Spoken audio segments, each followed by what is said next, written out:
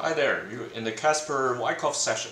So, given I'm trying to put in the Wyckoff analysis and the trend analysis into the chart, the Casper chart, I suggest you strongly that go check out the project itself, whether there is still a healthy team, a healthy community, and healthy adoption, because analyzing a chart alone for any asset is just as it is technical analysis.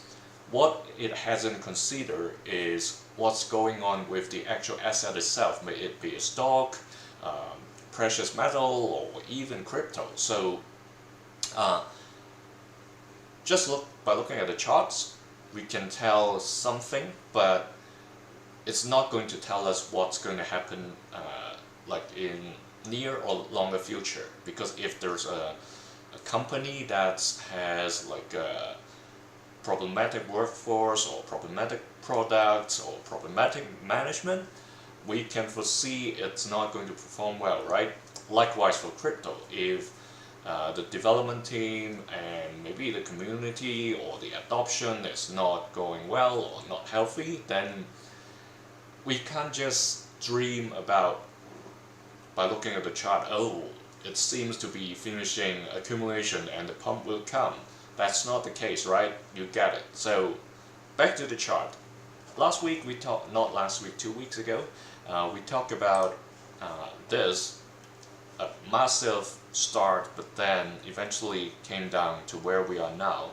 So in the weekly chart, instead of putting in a lot of buying climax and stuff, I would say I tend to put it this way. When we get to the daily chart, when I inject the new elements, the Wyckoff in the daily, then we'll see something different. But for now, it looks to me it's still, assuming if the project is going to continue, it's still being consolidated. There's no, if we compare some other altcoins, maybe Ethereum and other altcoins, they had a pump earlier this year, late last year, right?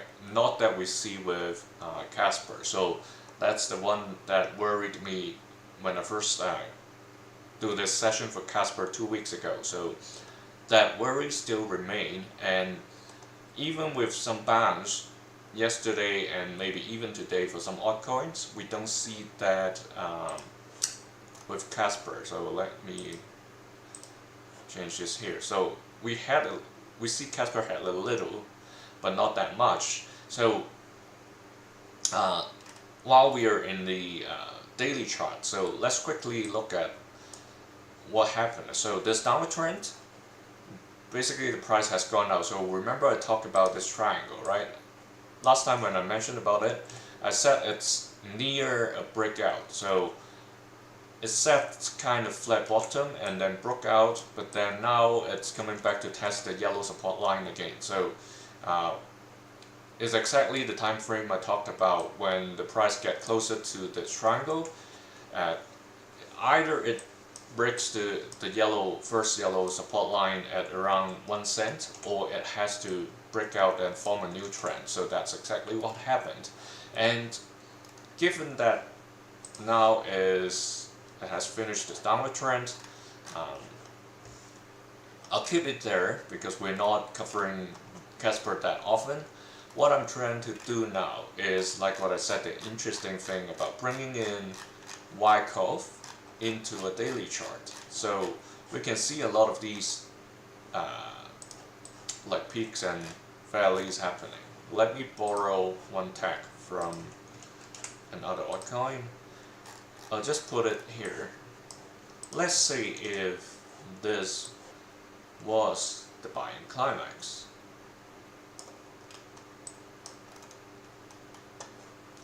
And that was the preliminary supply period.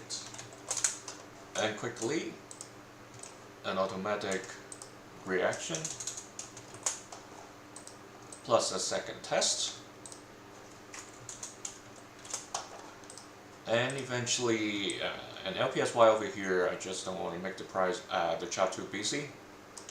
We had a selling climax, and then an automatic rally,